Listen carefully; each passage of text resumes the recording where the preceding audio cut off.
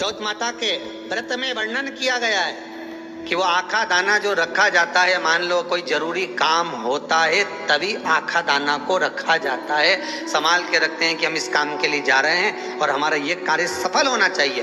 तो जिसने चतुर्थी का व्रत करा है, जिसने चंद्रदेव का पूजन करा, चतुर्थी का व्रत करा, वो गणेश जी से विनती करके वहां से 2-4 आखा दाना उठा ले और जो व्यक्ति का काम अटक रहा है अपने ही घर का, पर दूसरे कुल को नहीं देना, अपने ही कुल के अंतर्गत जो काम अटक रहा है उसकी जेब में, उसके पल्लू में उस चीज को रख दिया जाए। तो चतुर्थी जो अगली आती है, जैसे आप महीने की करते हो तो महीने की, और आप जैसे करते हो कि 4 अलग बड़ी बड़ी चतुर्थी करते हो तो उसके अनुसार आपका कार्य सिद्ध होता ही है। उस आखे दाने का इतना महत्व होता है क्योंकि चतुर्थी का व्रत करने वाली माता जब व्रत करती है तो स्वयं चतुर्थी की कथा में लिखा हुआ है कि पार्वती जी गणेश जी से चतुर्थी की कथा बचवाती। तो चतुर्थी की कथा जब होती है तो उसको स्वयं गणेश जी बाच रहे हैं। तो व्रत कौन सुन रही है? माता पार्वती। और आपने जो आखा दाना लिया वो गणेश जी के भाव से लिया, गणेश जी से निवेदन करके, विनय करके, प्रार्थना कर उसको प्राप्त किया। तो जिनकी यहाँ संपदा की कमी होती है, वैभव की कमी होती है, लक्ष्मी की कमी होती है, प्रतिष्ठा की कमी होती है, धन की कमी होती है, उसके लिए बुधवार के दिन अगर शंकर पर 1 लोटा पानी चढ़ाया जाता है तो जिन लड़कियों का विवाह नहीं हो रहा, जिन बच्चों का विवाह नहीं हो रहा, उन बच्चों के भी विवाह हो जाते हैं। हमारा वृद्धि से मतलब होता है जिस कन्या या वर का विवाह नहीं होता, 40 साल हो गए या 30 साल हो गए, या जब 28 के बाद में लड़का लड़की क्रॉस हो जाए कि 29 में, 30 में, 32 में, 34 में, 40 तक पहुंच गए और विवाह नहीं हो रहा है, तब बेलपत्री के जो पेड़ होता है, वृक्ष होता है, उस वृक्ष की जो डाली होती है, उस डाली के मनकों से जो माला बनती है, बाजार में भी मिल जाती है बेल की माला, उस माला को भगवान शंकर को समर्पित कर बेलपत्री के वृक्ष के नीचे बैठ कर भगवान शंकर का पंचाक्षर मंत्र का जाप करना है। कौन सा मंत्र है? पंचाक्षर। पंचाक्षर मंत्र कल बताया था, नमः शिवाय। अगर रसोई घर से भोजन में तुलसी डलकर अगर ठाकुर जी के सामने वो थाली रखी तो ये पक्का है वो थाली ठाकुर जी नहीं जीमेंगे क्योंकि उसमें तुलसी रखी हुई आई है। हाँ, जब ठाकुर जी के सामने थाली रखा गई और तुमने थाली रखने के बाद में मंदिर के सामने बैठ के फिर तुलसी डाली तो ठाकुर जी उसको स्वीकार कर लेते हैं। क्यों? क्योंकि 33 करोड़ देवी देवता एक जगह पर विराजमान हैं। जब हम थाली रखते हैं प्रथम देव उस भाग को ग्रहण कर ले। जब तक तुलसी डालते हैं प्रथम देव अपनी दृष्टि हटा लेते हैं। समय होता है, एक टाइम होता है, एक पल होता है, एक घड़ी होती है कि गणेश जी महाराज हमारे घर में आ गए।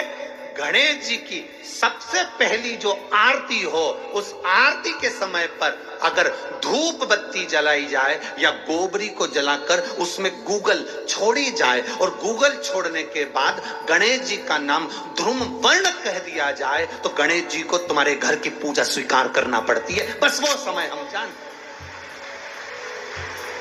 हम तो बस उतना जानते हैं कि शिव महापुराण में लिखा और मुद्गल पुराण में लिखा, गणेश पुराण में लिखा, गणेश जी का एक नाम होता है ध्रुम वर्ण। क्या नाम है? ध्रुम वर्ण गणेश जी का एक नाम होता है। जब हम धूप जलाकर और धूप लगाने के बाद में गणेश जी की सबसे पहली आरती करने के पहले अगर हम सबसे पहली आरती गणेश जी की कर रहे हो, अपने घर में स्थापना कर रहे हो, बिठा रहे हो और तुम चाहते हो कि गणेश जी मेरे घर में आके मेरी पूजा को स्वीकार करें और जो मांगू मेरा गणेश मुझे दे 10 दिन के अंदर, तो पहला नाम लेकर पुकार लेना ध्रुम वर्ण विनायक, बैठो, बस काम हो गया। वो फिर ही होकर आता। सुंदर जोड़ी थी शंकर और पार्वती की, सही है कि गलत है? कभी नहीं झगड़ते थे। इसलिए पृथ्वी पर ना तो लक्ष्मी जी के व्रत हैं, ना ब्रह्माणी के व्रत हैं, ना इंद्राणी के व्रत हैं। अगर पूरी पृथ्वी पर सबसे ज्यादा व्रत किसके हैं? माता पार्वती। तीज का व्रत किसका? पार्वती का। चतुर्थी का व्रत किसका? पार्वती का। चौथ का व्रत किसका? पार्वती का। छठ का व्रत किसका? पार्वती का। जितने व्रत है सब माता पार्वती। गणेश जी मैया को प्रसन्न करने के लिए अष्ट रूप में धारण करते हैं। 8 रूप भगवान गणेश जी ने धारण किए। एक सिद्धि विनायक, तीसरा बल्लालेश्वर, फिर वरद विनायक, फिर चिंतामणि, फिर गिरजात्मज, फिर भगवान गणेश विघ्नेश्वर अष्ट विनायक, फिर महागणपति।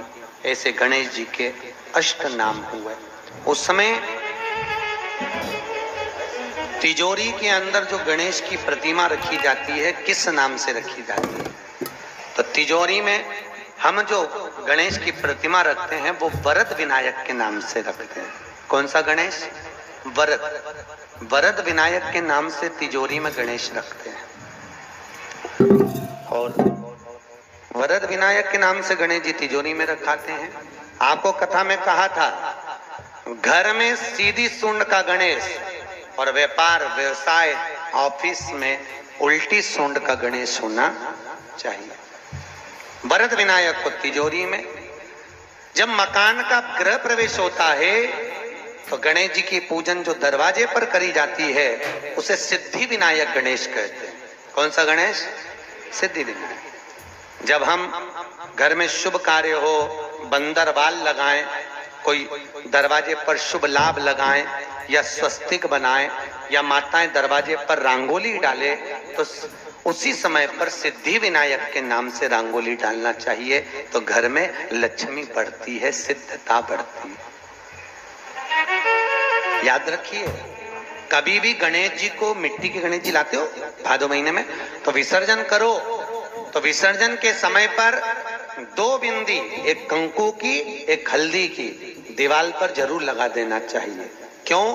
क्योंकि गणेश जी हमारे यहाँ आते हैं तो रिद्धि सिद्धि के साथ आते हैं, पर जब गणेश जी जाते हैं अगर हम बिंदी नहीं लगाते हैं तो गणेश जी अपनी रिद्धि सिद्धि को साथ में लेकर चले जाते हैं। पति के साथ पत्नी वापिस चली जाती है। जब हम बिंदी लगाते हैं तो उसका मतलब होता है कि हमारे घर की बहू हमारे घर में रहे, बेटा भले भ्रमण के लिए जाए। तो गणेश जी जाते हैं, रिद्धि सिद्धि घर में रह जाती है।